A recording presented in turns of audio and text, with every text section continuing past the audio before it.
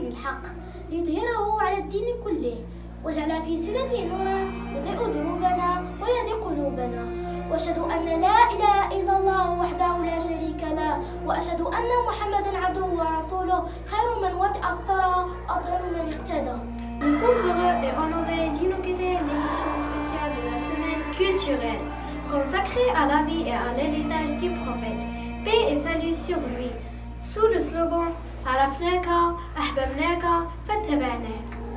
En ce mois béni de Ramadan, moment de spiritualité et de réflexion, nous souhaitons mettre en lumière la biographie du prophète, qui est une source de savoir, de valeurs nobles, qui nous inspire dans divers aspects de notre vie. السيرة النبوية ليست مجرد قصص تروى، بل هي دروس عملية تعلمنا كيف نواجه التحديات وكيف نكون أصحاب أخلاق سامية وسلوك راقي في تعاملنا مع الناس، كما أنها نموذج يعتدى به في الصبر والتوكل على الله والعمل الدؤوب لنشر الحق.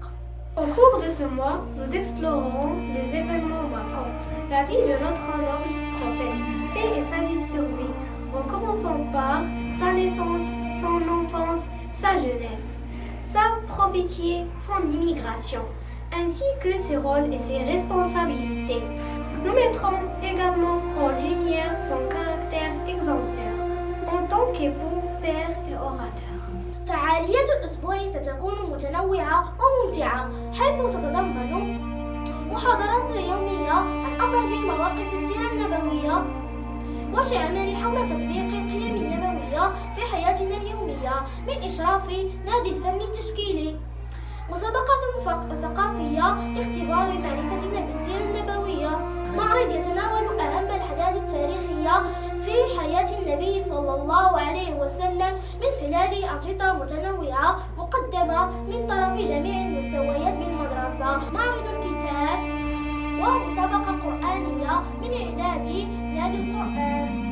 Bienvenue à cette édition et que ce Ramadan soit rempli de paix et de bénédictions pour chacun d'entre nous. ختاما